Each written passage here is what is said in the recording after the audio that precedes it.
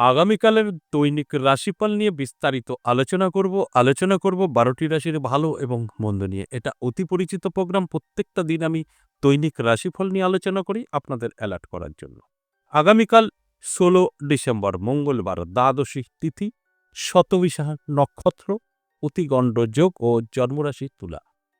এবার আমি ১২টি রাশিকে নিয়ে বিস্তারিত আলোচনা করব ভালো এবং মন্দ নিয়ে।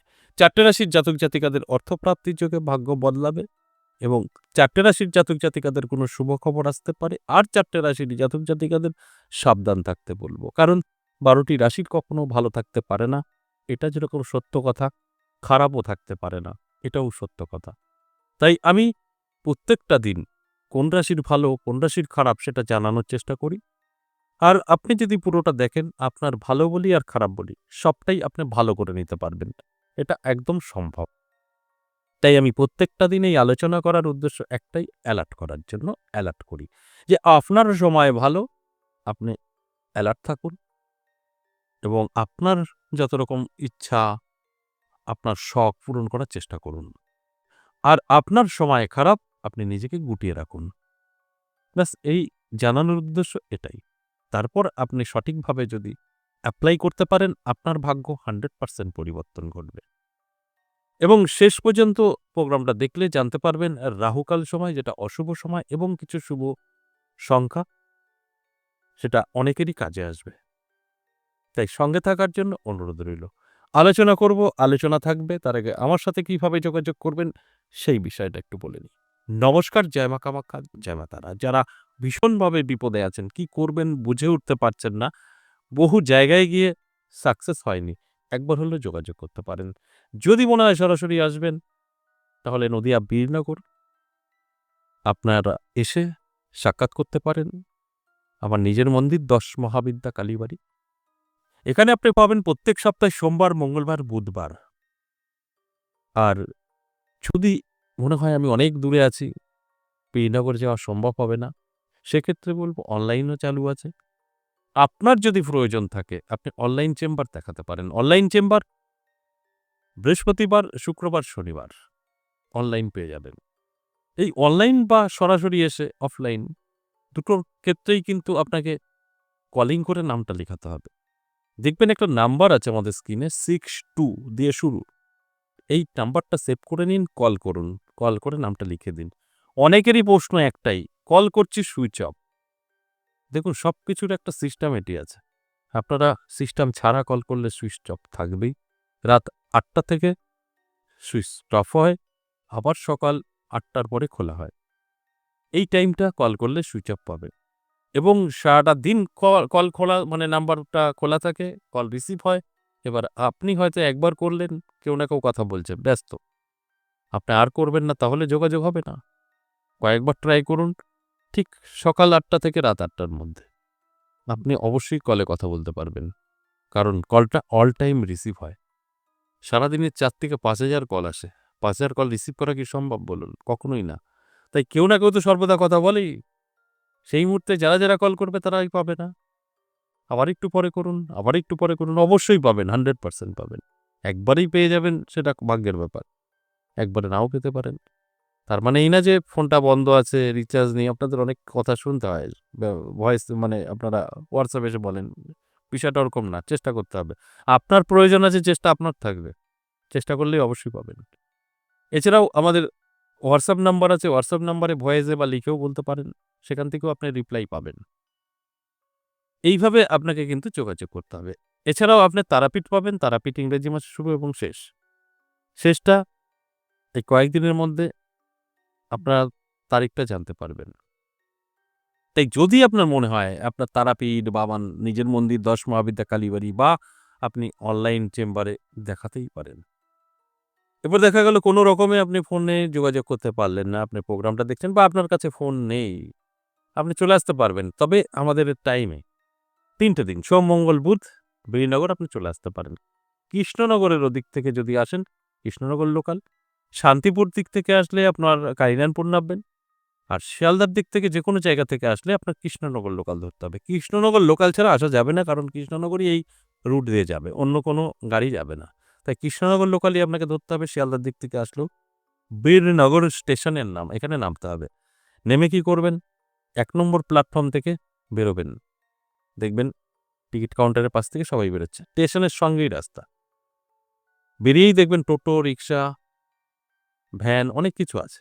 তাদেরকে বলবেন, সর্বজ্ঞপাড়া ১০ মহাবিদ্যা কালীবাড়ি যাবো। আপনাকে নিয়ে চলে আসবে। আপনাকে কোথাও ফোন করার বা জানার প্রয়োজন নেই। যেভাবে বললাম পথনির্দেশ ঠিক সেইভাবে চলে আসলে আপনি আমার মন্দিরে পৌঁছে যাবেন।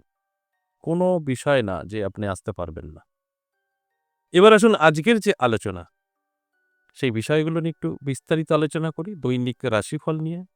এই দৈনিক রাশিফল মানেই আপনাদেরকে অ্যালার্ট করা, আপনার সময় ভালো সেটা জানানো।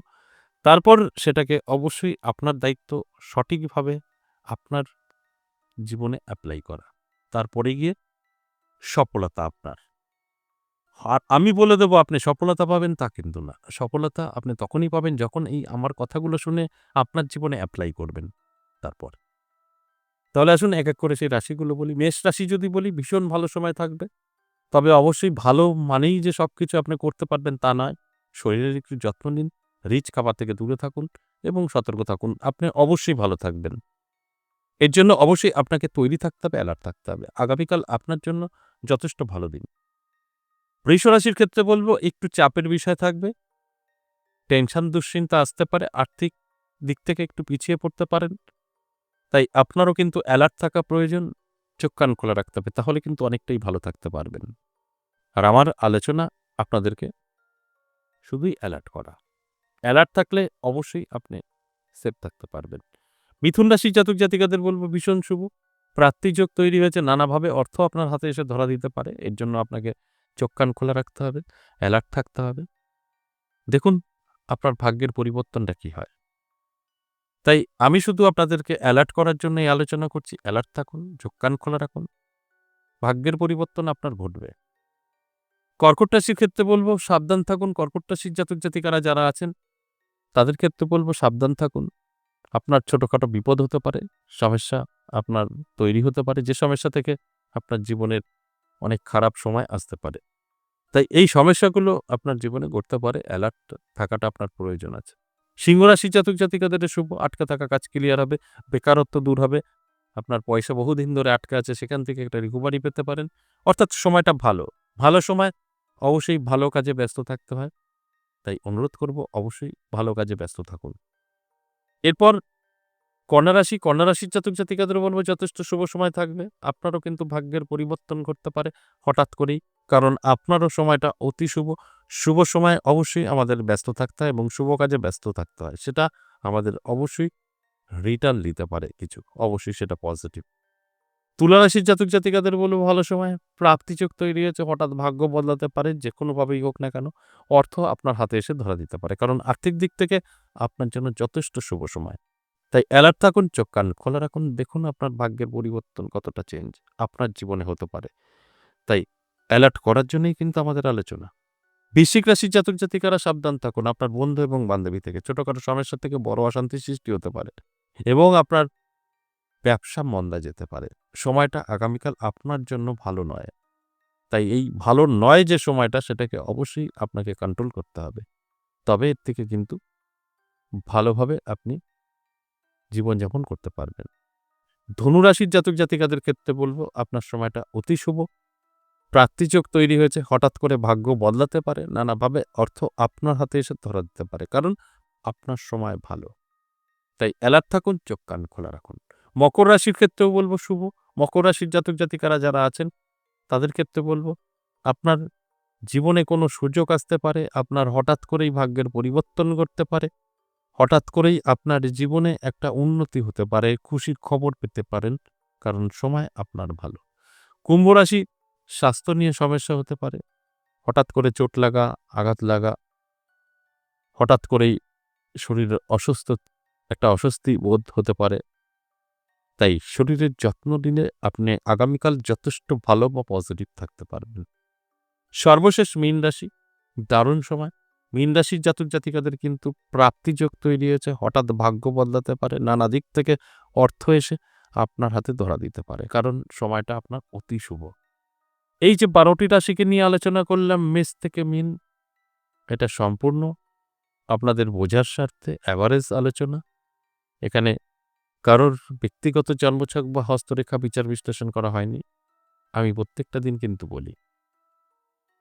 এবং আগামীকাল কিছু শুভ সংখ্যা বলবো, রাহুকাল বলবো। আগামীকাল রাহুকালের সময় দুপুর 2:14 থেকে বিকেল 3:34।